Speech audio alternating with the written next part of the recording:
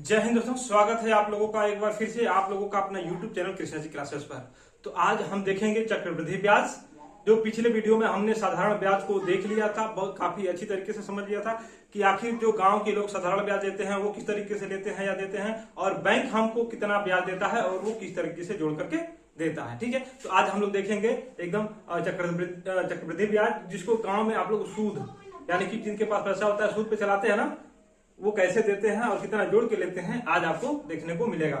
इसमें काफी ज्यादा पैसा देना होता है और साधारण ब्याज थोड़ा सा कम होता है। ठीक है, तो यदि आप इस वीडियो को अच्छा लगेगा तो लाइक जरूर कर दीजिएगा, नहीं अच्छा लगेगा तो डिसलाइक करके जा सकते हैं, कोई दिक्कत नहीं है। ठीक है, लेकिन एक बार लाइक कर देंगे तो हम लोग को थोड़ा सा मोटिवेशन मिल जाएगा और अगला वीडियो जो है इससे शानदार होगा। ठीक है, तो आइए हम लोग देखते हैं कि ये आखिर ये हल कैसे करते हैं। प्रश्न है कि 4,000 रुपए का 5% की वार्षिक ब्याज की दर से 3 वर्ष का चक्रवृद्धि ब्याज निकालें। यानी कि मान लीजिए 4,000 रुपया है, 5% की वार्षिक ब्याज की दर है, उस दर से 3 वर्ष के बाद हमको कितना चक्रवृद्धि ब्याज मिलेगा यदि हम किसी को पैसा देते हैं उधार तो। ठीक है, तो देख लेते हैं। सबसे पहले चक्रवृद्धि ब्याज बराबर होता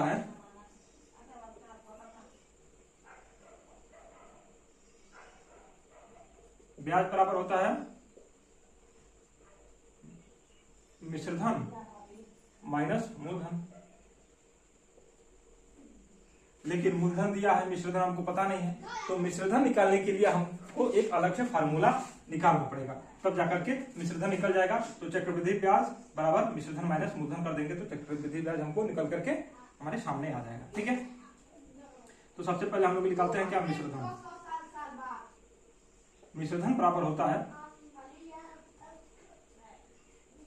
मूलधन गुणे 1 प्लस दर बटा में 100 और भागे, और इसका घात हो जाता है समय, जितना समय दिया रहता है उसको पावर में लिख देते हैं। ठीक है, आप सोच रहे होंगे कि आखिर ये मिश्रधन क्या है, मूलधन क्या है, ये दर क्या है। देखिए, मूलधन का मतलब होता है जितना पैसा हम देते हैं, जो मूलधन होता है। ठीक है, जैसे 4,000 ये क्या है, मूलधन है, 4,000 दे रहा है ना, तो ये मूलधन हो गया। और 3 वर्ष के बाद 5% ब्याज की दर से मिला करके जो हमको 3 साल बाद वापस करेगा वो मिश्रधन होता है। यानी कि कुल पैसा, ब्याज का पैसा और ये हमारा मूलधन मिला करके मिश्रधन होता है। ठीक, और दर का मतलब ये कितना प्रतिशत की दर पर दिया जा रहा है और समय कितने दिन के लिए दिया जा रहा है, ये है। ठीक है, तो जब इसको हम निकालेंगे तो मूलधन कितना है 4,000 गुणे 1 प्लस दर कितना है 5 और बटा में 100 और समय कितना दिया है 3 साल, तो ये 3 पावर में हो जाएगा।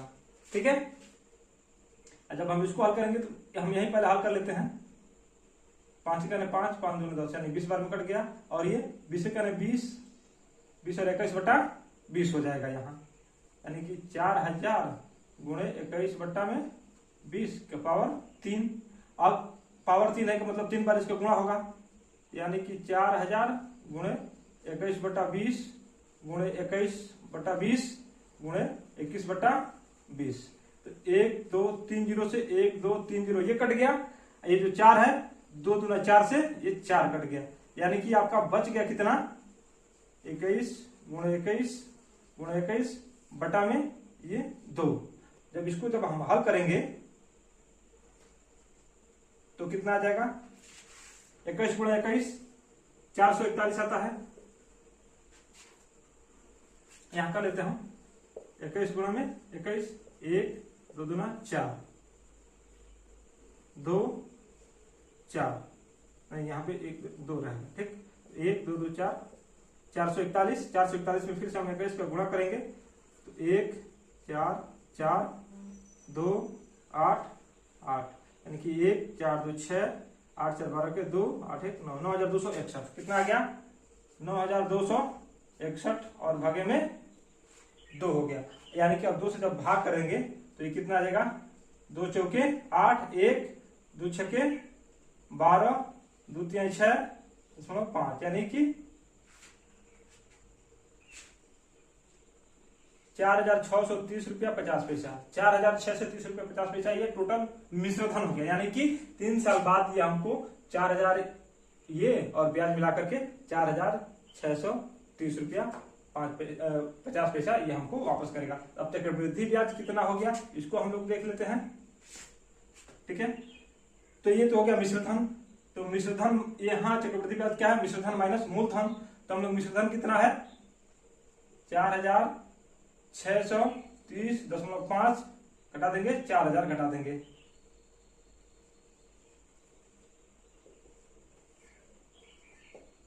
जीरो, यहाँ बच गया 3, यहाँ 6, यहाँ 0, यानी कि 630.50 हमारा क्या हो गया, चक्रवृद्धि ब्याज हो गया। तो यही हमारा क्या हो जाएगा, ये आंसर हो जाएगा। यदि आप इतना लंबा प्रोसेस नहीं करना चाहते हैं तो गांव में लोग कैसे जोड़ते हैं, गांव के लोग तो इतना जल्दी जोड़ेंगे नहीं, क्योंकि इतना गुणा भाग करना पड़ेगा।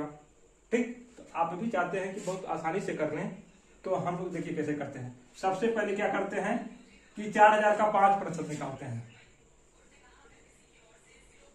4000 का 5% निकालते हैं। तो 1 2 0 से 1 2 0, 4 5 20, 4 5 20 यानी 0, 200 हो गया।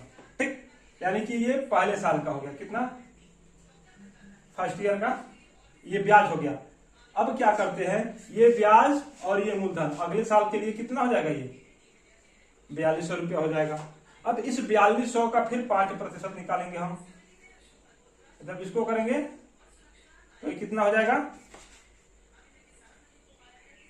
5 दूना 10 के, यहां लिख देते हैं 5 दूना 10 के 0, 5 को 20 और 1 21, 200 रुपया। ये कितना हो गया, ये सेकेंड ईयर का हो गया। अब क्या करेंगे, अब 4200 प्लस 210 कितना हो गया, यहां लिख लेते हैं, यहां नीचे आपको दिखाई नहीं देगा, यहां लिख लेते हैं। तब ये कितना हो गया 4200, यानी कि 4410 रुपया। कितना, 4410 का फिर से हम 5% निकाल लेते हैं। ये कट गया, नहीं 1 0 सॉरी, ये बच गया 10, 5 का 5, 5 दूनी 10, ये कट गया। ठीक है, यानी कि 4441 भागे में 2। तो जब हम इसको हल करेंगे तो कितना हो जाएगा, 2 दूना 4, 2 दूना 4, एक 0 बढ़ा के यहाँ कर दिए तो 10 हो गया, 10.2 बचे 10, यानी 220 रुपया 5 पैसा हो गया। ठीक है, अब 4410 में इतना जब जोड़ देंगे तो ये टोटल हमारा निकल करके आ जाएगा कितना, 4630 रुपया। तो टोटल ब्याज कितना हो जाएगा, यही जोड़ लेते हैं, ये 200, ये 210 और ये इतना जोड़ देंगे तो ये 630 आएगा। ठीक, यानी कि 200, 210, 220, 205, 5 0 3 2 2 4 2 6। देखिए आंसर आ गया कितना आसानी से। तो इन दो तरीकों से आप हल कर सकते हैं। यदि इसके लिए आपको इतना सारा मेथड लगाना पड़ेगा, लेकिन इसके लिए हर बार 5% निकाल के उसमें जोड़ दीजिए और 5% निकाल के उसमें जोड़ते जाइए, और जो उतना आएगा पहले साल का उसको पूरा मूलधन बनता जाएगा। यहाँ देख रहे हैं 4000 का 5% निकाले हैं 200, तो ये 200 प्लस 4 ये दोनों मिलकर 4200 मूलधन हो गया। फिर दूसरे साल के लिए 4200 मूलधन हो गया। अब 4200 का 5% निकाले हैं तो 210 रुपया ब्याज आया है, और ये 210 रुपया और ये 4200 रुपया। तीसरे साल के लिए 4410 रुपया ये मूलधन हो गया। अब इसका 5% निकाल करके निकाल देंगे। यदि ये टोटल जोड़ेंगे तो कितना वापस होगा, ये केवल ब्याज निकल करके आया है।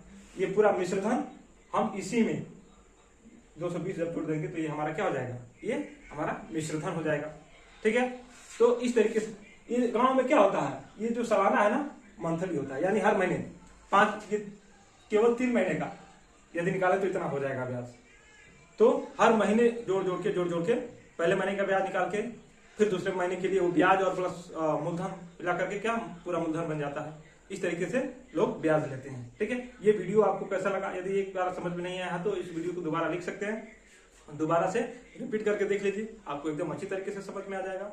फिर मिलते हैं अगले वीडियो में एक नए सवाल के साथ, तब तक जय हिंद।